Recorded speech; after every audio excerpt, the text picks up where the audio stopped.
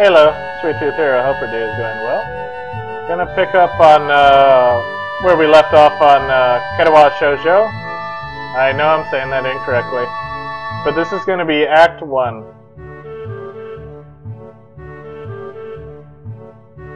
I don't even remember what the title of Act 1 was. Anyways, the gate looked far too pompous for what it was. In fact, gates in general seem to do that, but this one especially so. I suppose so. Alright, red bricks, black wrought iron, and gray plaster assembled into a whole that didn't feel welcoming at all. I wondered if it looked like what a gate for a school should look like, but I couldn't really decide. Probably no. Of course, I didn't want to get stuck on thinking about the gate for too long, so I entered through it with a brisk pace that felt surprisingly good. Moving forward feels good. I suppose so. So I walked towards the main building of Yamaku Academy with this brisk pace. I'm alone, as my parents are taking my stuff to the dorms and there's supposed to be someone waiting for me. The grounds are incredibly lush, filled with green. It doesn't feel like the kind of grounds a school would have, more like a park with a clean walkway going past trees and the smell of fresh cut grass and all other park-like things. Words like clean and hygienic pop into my mind. It makes me shudder. I shake them off. Stay open-minded now. Joe knows life. You have to take it as it comes. That's what I tell myself. A few big buildings loom behind the leafy canopies. Too big and too many for just a school. Everything seems off. It's different what I thought I knew about schools. It's an uncanny valley. Even though I was told this is my new school, in the back of my head it doesn't feel like one. Looks like a painting. I wonder if the feeling is real. It's a really well done painting. I wonder if the feeling is real caused by my expectations of the school for the disabled. Speaking of that, I don't see anyone else here. It's kind of eerie. It makes me wish there was somebody here so I could anchor myself to something tangible instead of having this feeling that I stepped into another dimension. That's a weird thought. The trees hum with the wind and the green hues splashing all around me catch my attention. It makes me think about hospitals again. How they say that the operating rooms are painted green because green is a calming color.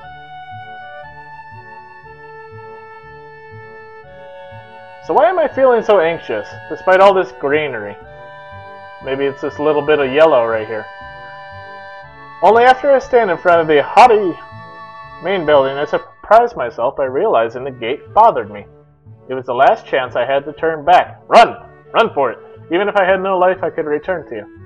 But still, after entering, there was absolutely no way I could go back anymore. You can run for it. Feeling nervous, and with this realization set in my head, I opened the front door. You could also run for it. A tall man with bad posture notices me as I enter. We're the only people in the lobby, so it's only logical. You must be Nikki? Nakai. So you are. Excellent. I'm your homeroom and science teacher. My name is Mutao. Welcome. We exchange a handshake that is neither firm nor sloppy, and I hope he washed his hand. And he looks at his wrist. His watch, I mean. The head nurse asked you for a brief check-in visit, but there's no time for that now. Should I go later? Yes, afternoon is probably fine. We should get going and introduce you to the rest of the class. They are waiting already. Waiting for me. I don't really like being the center of attention, but I guess it's inevitable in a situation like this. Somehow not knowing what is waiting for me makes me feel really nervous. Thinking of this, I almost miss what the teacher is saying.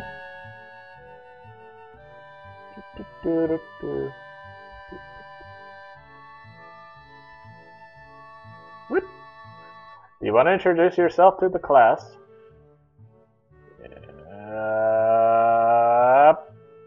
Yeah, of course.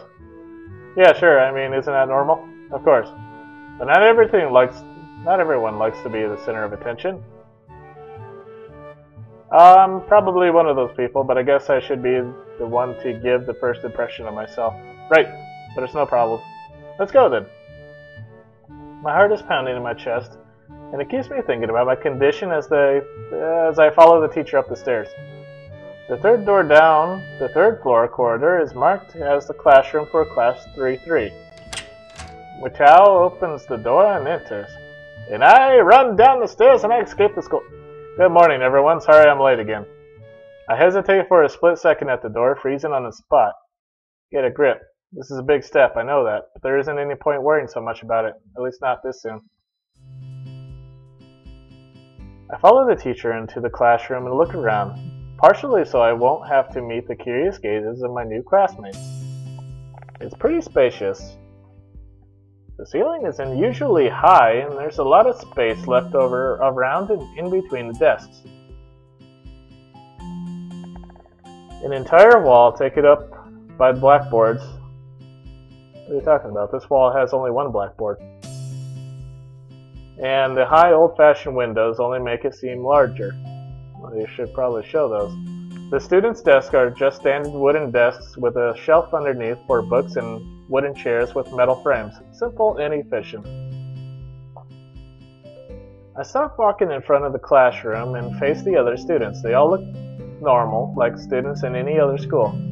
But then why would they be here?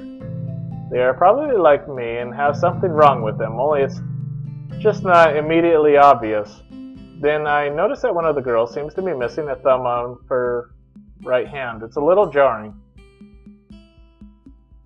Despite the natural tendency to listen when someone's talking about you, I tune out the teacher's speech halfway through while he introduces me to the class. I notice a flash of dark hair and see that someone is looking at me. A girl with really long straight hair that is pretty eye-catching. As she sees me looking back at her, she covers her face with her hands as if it will make her invisible. There is one boy with a cane leaning against the locker at the rear of the class. It's weird seeing someone so young with a cane. Another girl seems to be making some weird hand motions. Sign language? She peers over at me, over the rims of her glasses, then goes back to whatever she's doing. She's kind of cute. So is the cheery-looking girl with pink hair sitting next to her. She's really hard to miss. I don't know how I didn't notice her the moment I walked in. Please welcome our newest classmate. He claps his hands, and so does everyone else except one girl in the front row who has only one hand. Wow. I cringe a little, but hide it by bowing in thanks for this applause I did not deserve. A collective silence tells me that I should open my mouth now. So, I'm Hisao Nekai. And after that, my hobbies are reading and soccer. I hope to get along with everyone, even though I'm a new student. And after that, I'm pretty being so boring. This is exactly like every self-introduction ever. I should say something more exciting. I end up saying nothing, and the teacher picks up from there. Everyone seems to be satisfied, even with what little I said, though. A few girls are whispering to each other, throwing glances at me. It could have gone worse. I listen to the teacher as he drones about, getting along while letting my gaze sweep across the classroom. Everyone seems to be listening to him intently, and when he's done, they clap their hands again, which feels like a weird thing to do. The first row girl claps on this round with her one hand against her other wrist that ends in a bandaged thumb. Makes me feel a little bad. We're going to be doing some group work today, so that'll give you the chance to talk with everyone. Is that okay? Yeah, that's fine with me. That's good. You can work with Hakamichi. She is the class representative. She can explain anything you might want to know, and who else would be able to do that better, right? How could I know? The teacher passes out the day's assignments and announces that we will be working in groups of 3. It hits me that I don't know who Hakamichi is. Slow. The teacher seems to catch my helpless expression. Alright, Hakamichi is right there. Shizune Hakamichi. As he calls out her name, the cute, bubbly-looking girl with bright pink hair and gold eyes waves out her hand at me. I take a seat next to her by the window. Yeah, I guess you're Hakamichi, right? It's nice to meet you. And she laughs. What? I'm caught off by guard by her laughter. It's nice to meet you too, but... I'm not Hakamichi, I'm Misha. This is Hakamichi. See-chan. Giggling, Misha points to the girl next to her. The one I saw using sign language before. It looks like she has been staring at me this whole time. She nods once, nonchalantly, to show that she acknowledges my presence, but only barely. She has short, yet carefully neatly brushed hair, a pair of oval-shaped glasses, balanced on the tip of a dainty nose, and a dark blue eyes that seem to alternate every few seconds between analytical and slightly bored. It's nice to meet you. And I've been reading for so long. She immediately looks at Misha, who smiles and makes a few quick gestures with her hands. Hakamichi nods and makes a few gestures of her own. I start to wonder if the teacher was messing with me, saying things like, "You'll be able to talk to people," and who better to explain things to you? I can see you're a little confused, right? Right? But I understand why you would think I was Shi-chan. Misplaced comma. Shi-chan is deaf, so I guess I'm the person who translates things back and forth for her. I'm like an interpreter. She says it's nice to meet you too. She looked away. You're the new student, aren't you? Well, Shi-chan, of course he is. If he wasn't, he wouldn't have been standing up there for no reason, right? Right! He seems like a very interesting person, doesn't he? Not really. We knew there was going to be a new student, but we didn't know who would be here today, so soon. He-chan, right? He-chan. Yep, it fits, doesn't it? Did I say it out loud? It's just a surprise. I've never liked that nickname. I don't really know. It fits. You look just like I imagined. She laughed. Yeah, you look just like a Chan. I wonder why everyone seems to think so. Hakamichi taps her fingers on the desk to get Misha's attention. They gesture back and forth to each other excitedly, their hands a blur. Misha seems a little bit overwhelmed. And she laughs again. Sorry about that. Shi-chan wants you to know that she's on the class rep, so if there's anything you need to know, you can feel free to ask her.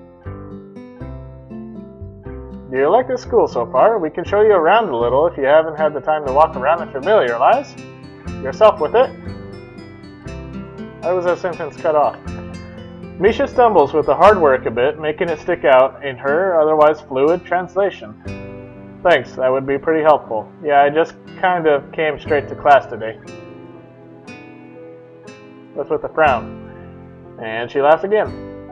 That's no good. You should always try to learn as much as you can about where you're going before you go there.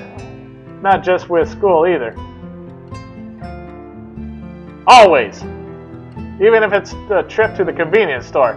Really, Shi-chan? And she laughed again. Learn about where you're going. I guess I didn't bother to do that, or just didn't care enough to do so.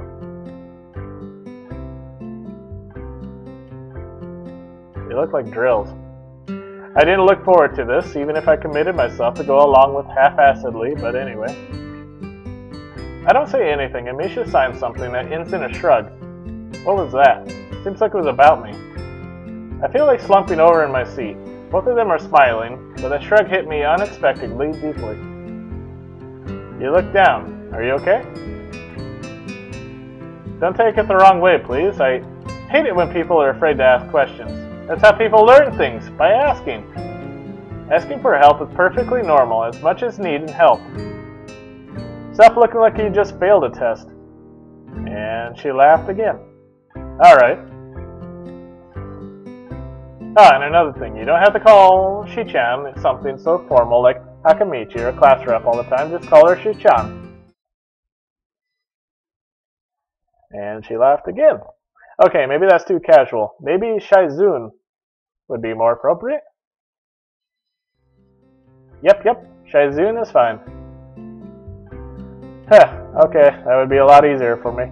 I feel a lot more at ease. Both of them seem so friendly, so I feel like an idiot for being so apprehensive earlier. Especially about Shaijun, who I assumed would be all business. Well, she still seems like that, just less so, I guess. Huh? Alright, we haven't even touched this assignment. We should start work now, or Shi-chan will get mad. The assignment is also kind of long, so we should start now. If we want to finish it before the end of class. And she laughed again. That too! Shaijun glares at the two of us impatiently. I don't need to know sign language to understand that. Okay, I get the message. After class, we can take a walk around the grounds together. It's a nice day today, okay? The assignment is actually very challenging to get through, combining aspects of being both difficult and unnecessarily long. Still, we finished it a few minutes earlier than anyone else in the class despite our late start. Shaijun and Misha are really capable. They're quite different, though. The class rep is as calm as professional as she looks, while Misha is a lot more playful and girlish, not to mention a little more easily distracted.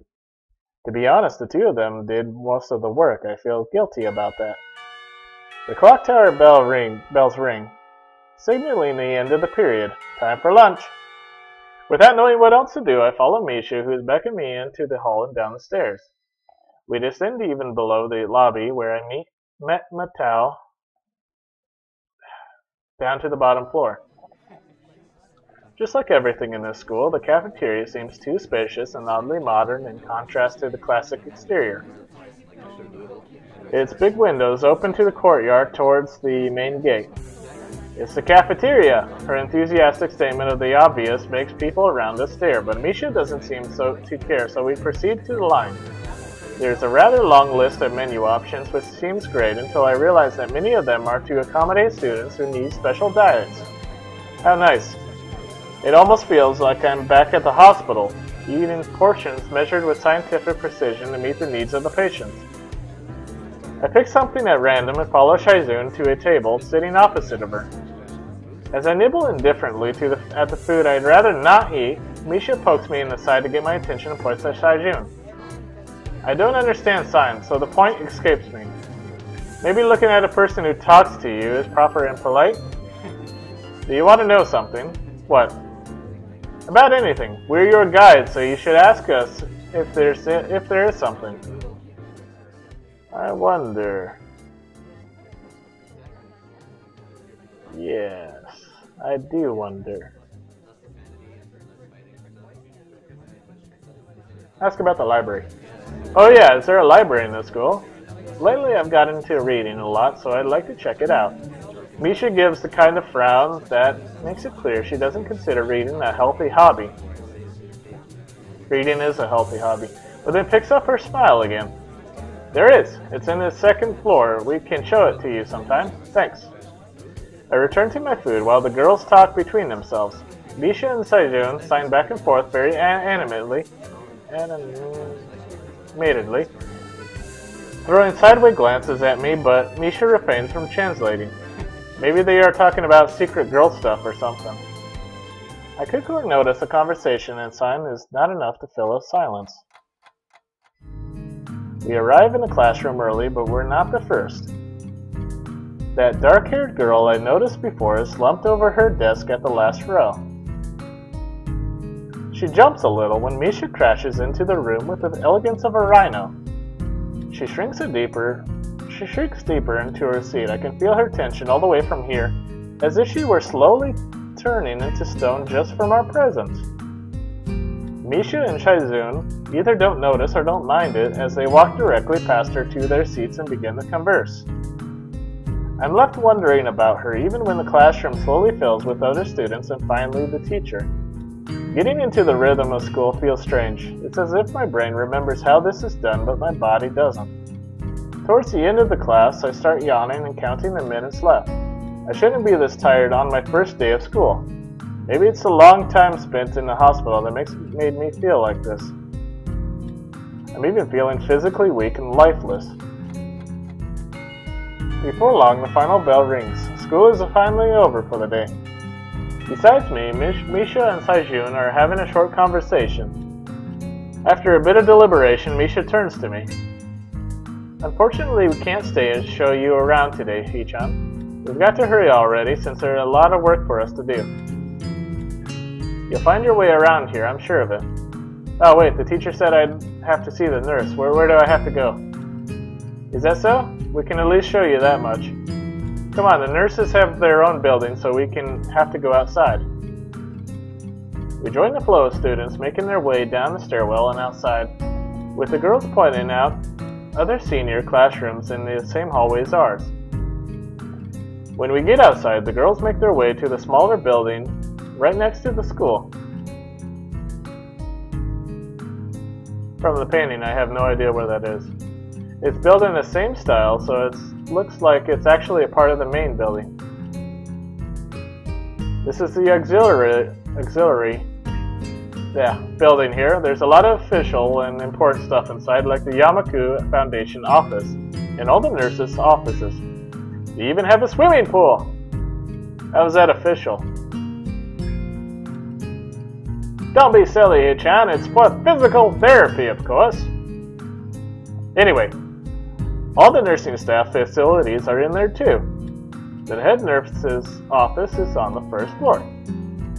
You'll be fine from here, right? We'll be going then. See you tomorrow. Yeah, thanks, bye.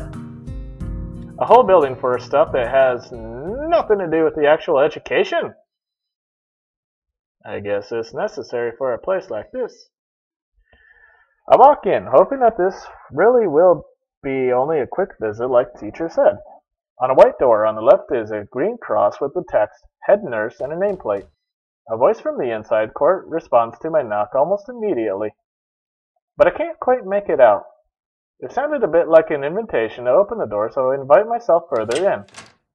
The room is not large and it smells strange. A friendly-looking man turns around on his office chair to face me as I enter. His desk is neat and tidy, but the bin under the table is overflowing with used medical utensils, and there are at least a dozen coffee cup rings lingering on the desk. Hello there. What can I do for you today?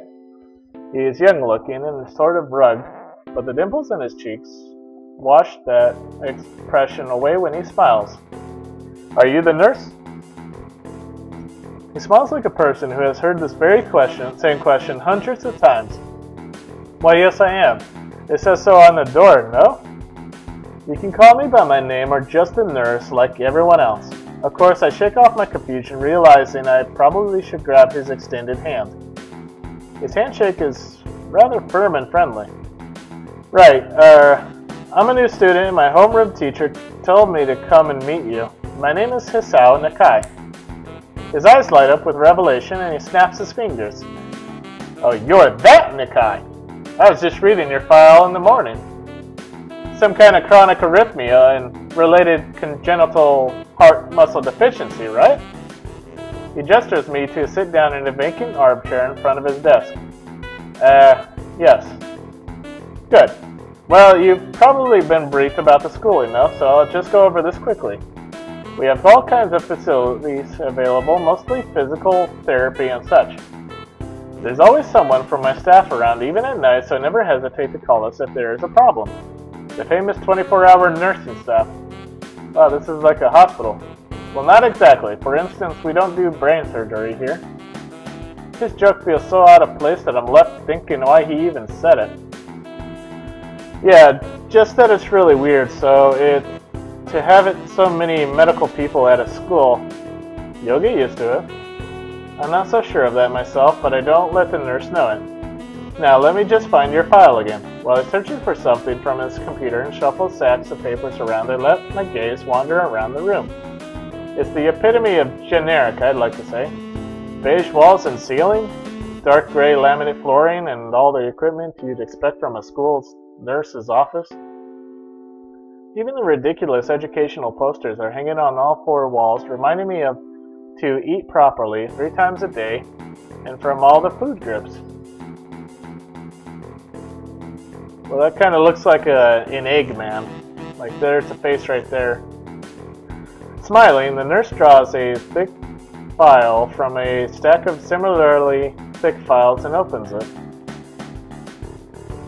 So you already have medication for the arrhythmia. Just remember to take your pills every morning and evening, or it won't be much help. Apart from that, do you do any sports? Rash stuff like, I don't know, boxing?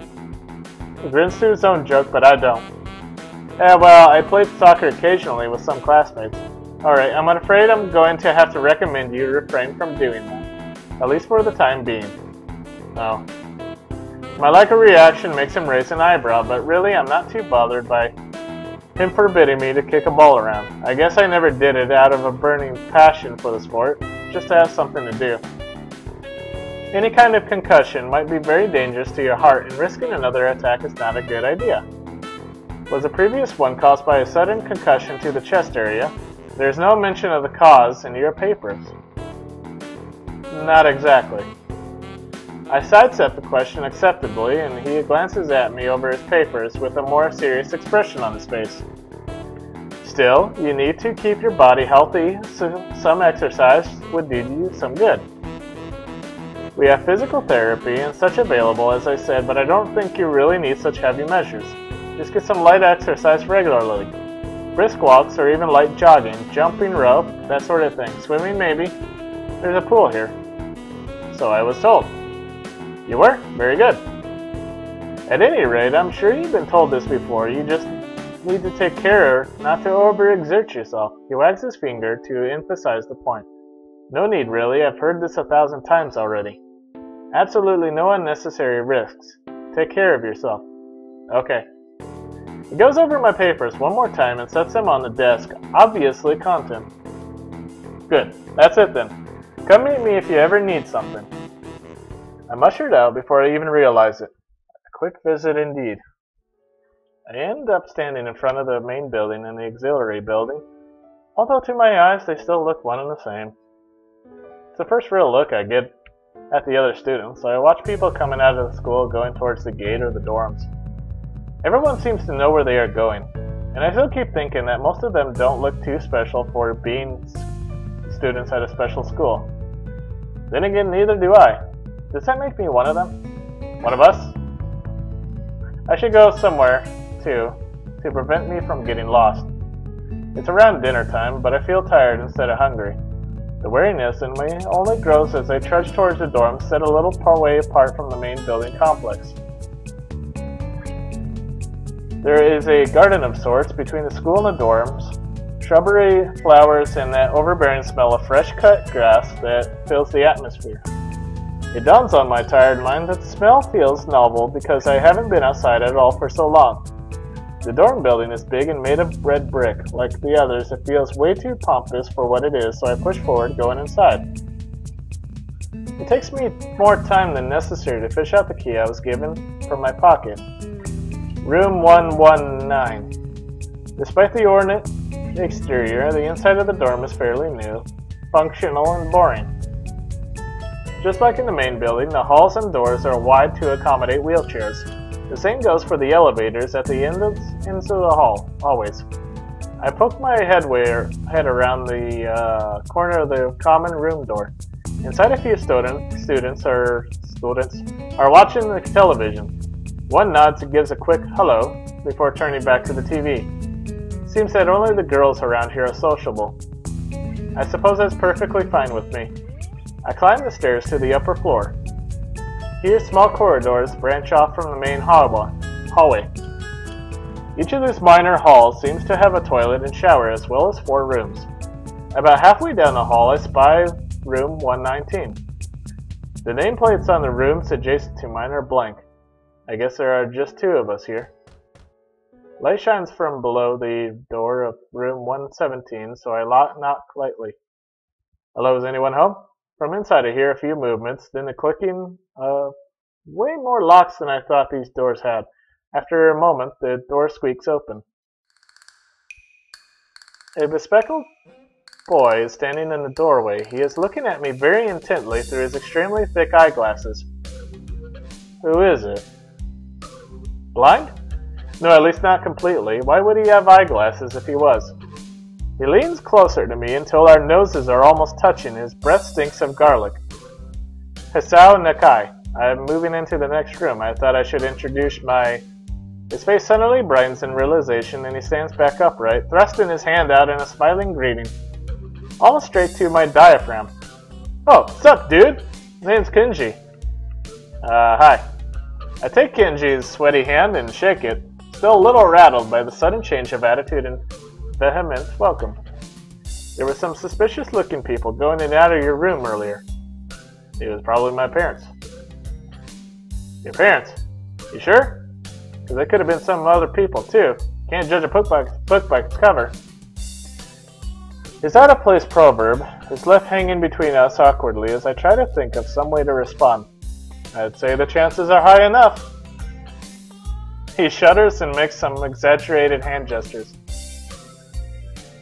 You're a brave man, Hisao. Me? I don't think I could trust the chances. The only one I trust is myself. Does that mean I shouldn't get to know you either? He thinks about this for a while. A wise decision. Damn, you are smarter than you look. Probably. What do you look like? I hope not smart. He squints his eyes and leans closer again, but I lean backwards to dodge it. Never mind. It doesn't matter. With that, he turns, fumbles around for a moment in search of the door handle, and shuts the door behind him. I slide the key into the lock of the door marked 119. Bleak beige walls, white linen, a desk made of some type of light wood. Ugly curtains. Ugh! It's no one's room. Impersonal. Like my hospital room was. So it feels like home. For now. My bags are sitting at the foot of my bed, looking a lot emptier than they did this morning. The closet is sitting open, stocked with my clothes. Also, it seems that there are a number of school uniforms hanging there as well. A note is pinned to the sleeve of one of the shirts.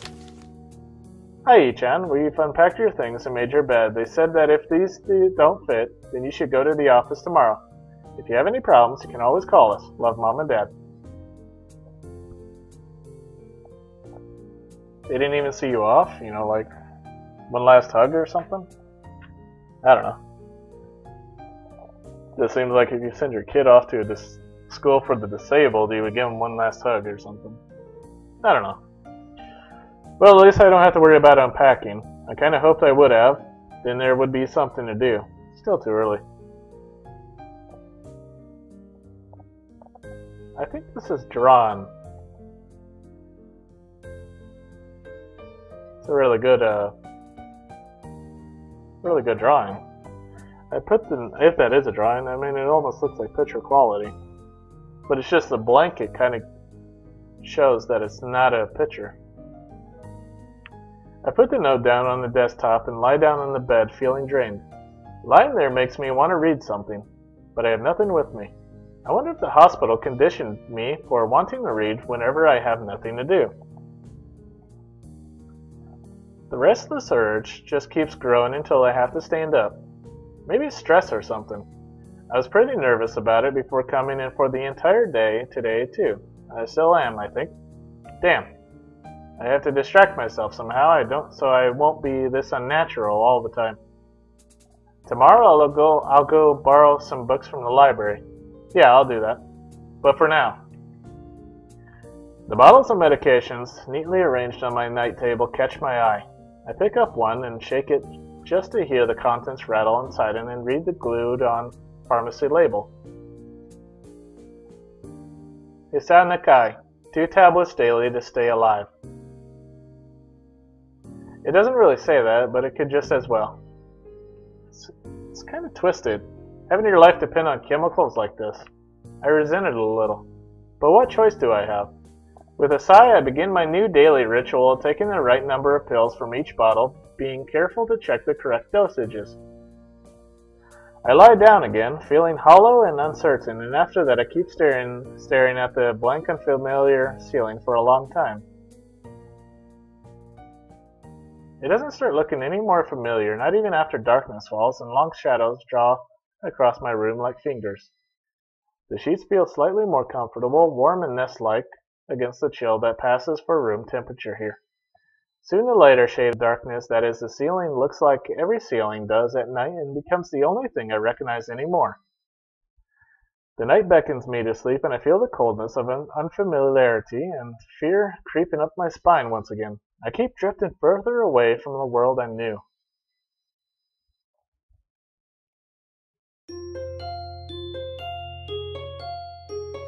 That's a neat transition. That's a really neat transition. I wake up in a strange room. Solid morning light shimmers against the light gray ceiling. I had forgotten to draw the curtains closed last night. This is my room, isn't it? My room. This is the third room this year that I'm supposed to call mine. Various things around here remind me that indeed it's me who's supposed to be living here. My bag's on the floor, my new school books on the desk, my numerous medications on the night table. I stare at the bottles for a moment, deliberating until I open a bottle, shake out a pill, and pop out a tablet from a foil sheet. I down them with a chaser of water without thinking about the chemistry. My uniforms are in the closet. I slink out from under the sheets and stretch my back before dressing up. Putting on a new school uniform feels like dressing in someone else's clothes. I guess so. I mean, if they stink or smell or feel like they've been worn. The artificial smell of the generic detergent invades my nose, but the feeling of fresh cloth against my back is a good one, a natural one. It feels like a school uniform, as it should. It's not much different from what I used to wear before. It goes for other things, too. So far, this place seems more or less like a normal school, except for the people. What's so different about them? I think back to my talk with Kenshi yesterday. Misha's constant laughter and Chaizun's sweeping sign language gestures. Well, that's not too bad. There's a lot crazier people in the world. Well, I've only met 3 students so far. Maybe they aren't that normal, but I'm sure there others are. Or perhaps people like them are what passes for normal around here. Yeah, what does pass for normal around here? What do people do? I didn't see a lot of kids hanging around after classes yesterday, so maybe there are clubs. If so, I wonder if I could join one, or should join one. All through class, Alright, yeah, this has gone on for a really long time. Alright, so I'm going to end the video here. I want to thank you for watching. Feel free to leave a comment. I hope you have yourself a good day, and this is Sweet Tooth, signing off. I love you.